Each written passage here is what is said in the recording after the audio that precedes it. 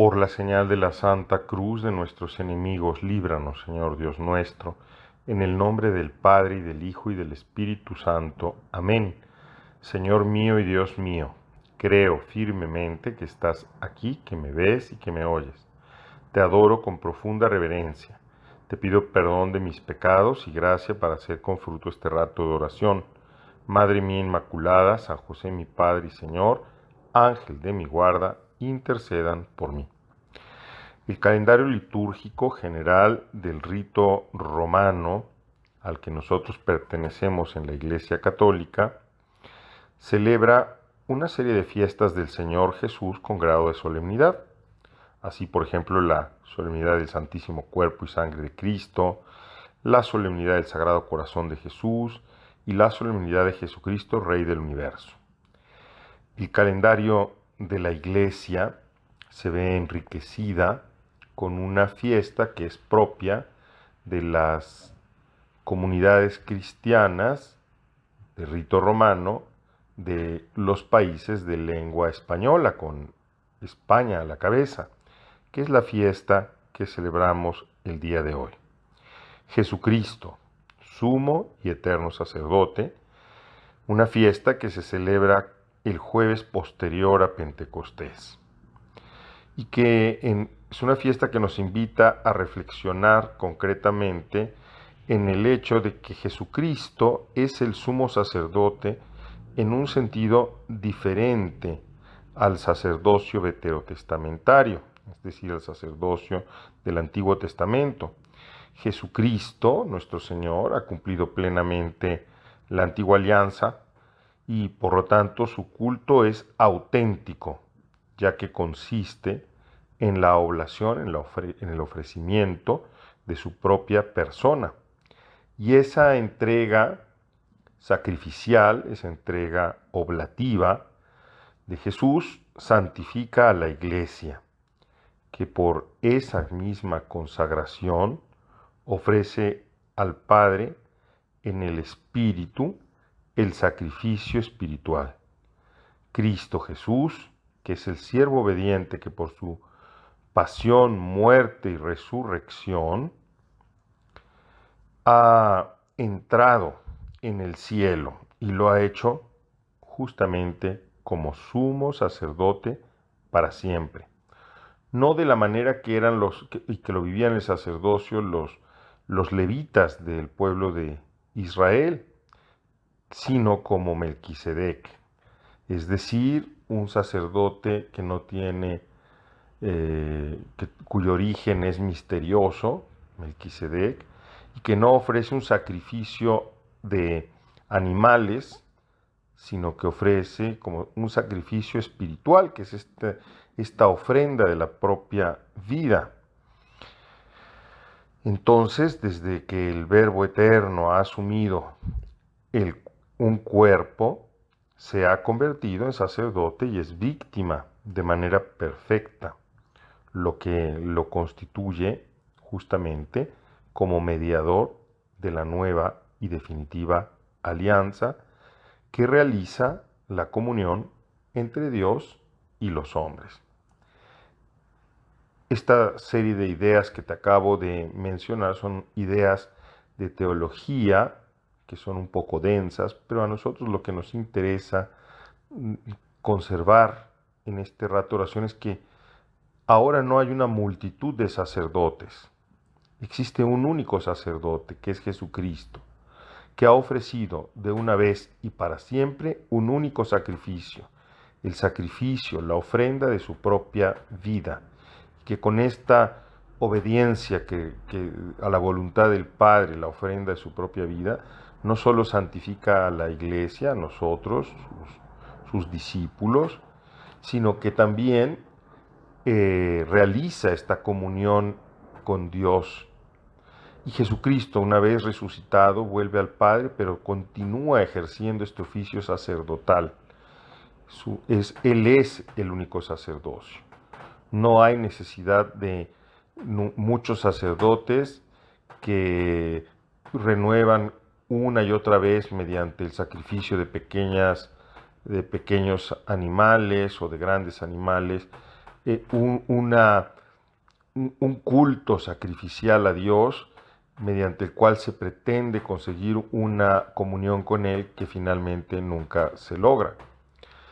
Es solamente la ofrenda, que es la ofrenda de Jesús, de su propia vida.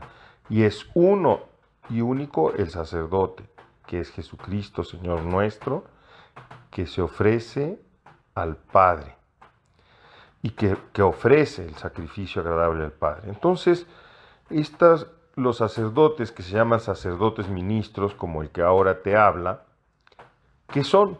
Pues son gente concreta de la comunidad cristiana llamada por Dios que participan del único sacerdocio de Cristo, por eso son ministros, sirven al sacerdocio de Jesús, personifican a Jesús en el tiempo y realizan esta ofrenda espiritual que es la ofrenda que nos devuelve la comunión, que nos permite permanecer en comunión con Dios, que es el ofrecimiento de Jesús mismo, de una manera sacramental, como se hace en la celebración de la Eucaristía a través de las especies eucarísticas del pan y del vino.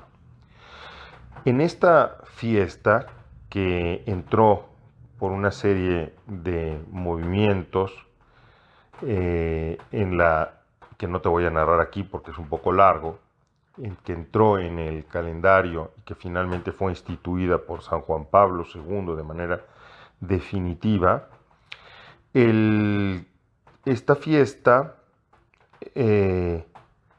nos lleva a considerar el sacerdocio, vamos a decir, la participación en el sacerdocio de los sacerdotes ministros.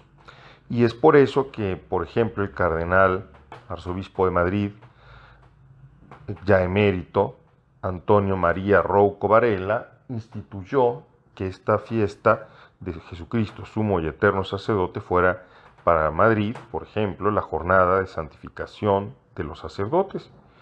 Y en muchas otras diócesis en el mundo, aunque actualmente celebramos esta jornada de santificación por el sacerdocio en torno a la fiesta del Santo Cura de Ars y del Sagrado Corazón de Jesús.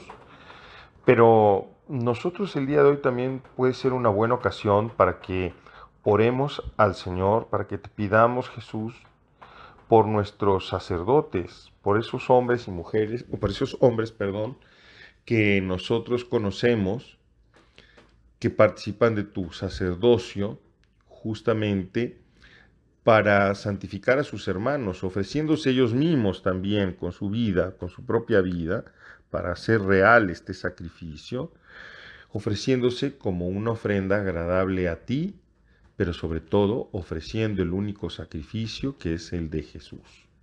En muchas diócesis en el mundo se celebran las ordenaciones sacerdotales en torno a estas fechas. Y aquí en nuestra Arquidiócesis de México nos estamos preparando para la ordenación sacerdotal de algunos miembros de nuestra iglesia diocesana que se han preparado a lo largo de muchos años en nuestro Seminario Conciliar de México y que estarán al servicio del pueblo de Dios en nuestra arquidiócesis. Entonces, el día de hoy, además de tener en cuenta a nuestros pastores, a los sacerdotes, amigos o conocidos, también es bueno que recemos por nuestros seminaristas, que te pidamos, Señor Jesús, que nos aumentes el número de vocaciones, porque nuestra arquidiócesis de México está viviendo actualmente, como en muchas iglesias del mundo, pues una grande sequía de jóvenes que quieran consagrar su vida a ti. Y no es que tú dejes de llamar, sino es que estamos distraídos y frecuentemente no escuchamos, o nuestros jóvenes no escuchan tu voz, porque están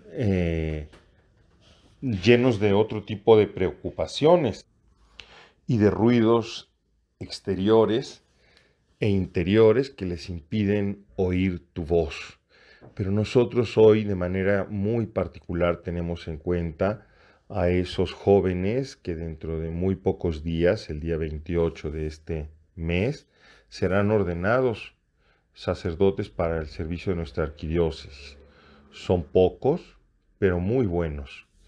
Y vamos a pedir a Dios también, pues, por todos los sacerdotes. Recientemente, a diferencia de nuestra arquidiócesis, hemos tenido el gozo de ver y de alabar a Dios porque ha llamado a 70 jóvenes de la arquidiócesis de Guadalajara, en Jalisco, México.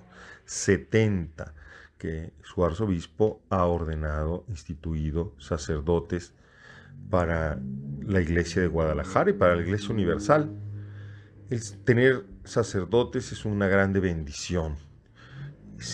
Llama a pobres hombres, llenos muchas veces de defectos, pero luchando con mucho amor para superarlos, para ser fieles. Pero es una grande bendición saber que hay gente que estará siempre a nuestro servicio para administrarnos los sacramentos, para instruirnos en la palabra de Dios, para coordinar y regir a la comunidad cristiana, para que juntos, de manera sinodal, vayamos caminando y cumpliendo la misión que el Señor Jesús nos ha encomendado a todos.